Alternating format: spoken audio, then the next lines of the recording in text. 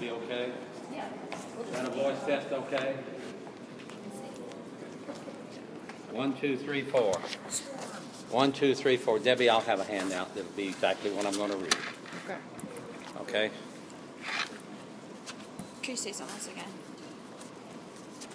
These are my levels. 1, 2, 3, 4. 1, 2, 3, 4. 1, 2, 3, 4. That's a phone. Yep. We don't have to have recordings anymore. We have phones. Mine is recording. Do I have all the recordings on here that need to be? Here we go.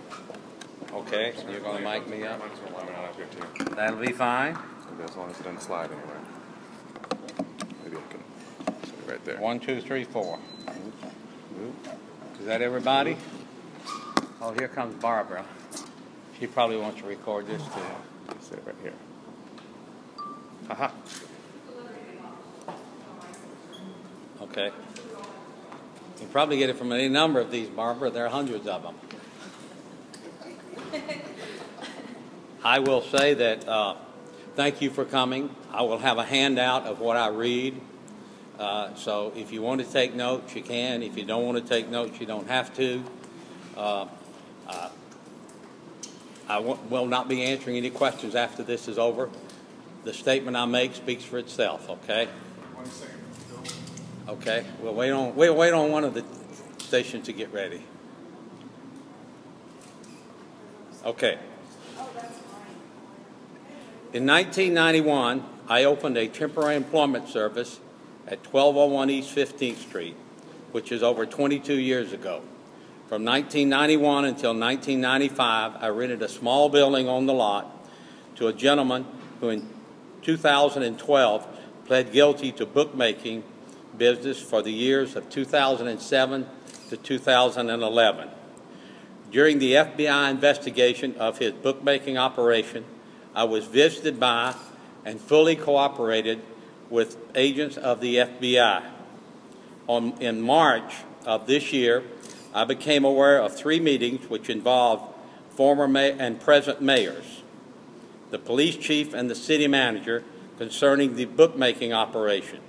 I asked the city manager to meet and have the police chief present to discuss why he shared information with non-law enforcement people about an FBI investigation. We met and he explained why. I was not happy, but was satisfied with his explanation. On August the 14th, I received a call from the individual to whom I had rented the building. He informed me that Carol Stark, editor of the Joplin Globe, had called him and asked him if I knew he was a bookmaker when I rented to him. He said he told her no when she asked him twice.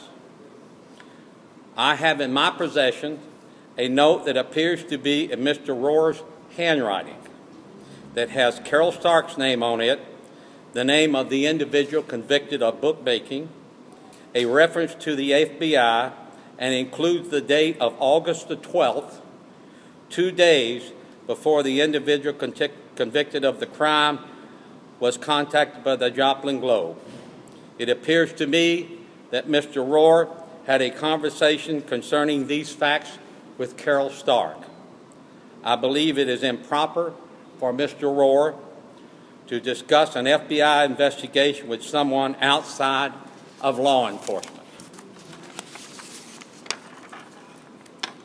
Mr. Rohr is attempting to use this decades-old FBI investigation to discredit me politically following my recent statements and vote to ask for his resignation.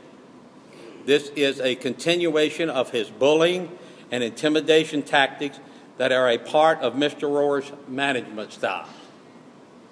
On Monday, I received a call from Carol Stark, and she indicated that Mr. Rohr had told her the reason that I voted to ask for his resignation was that I was mad about those meetings.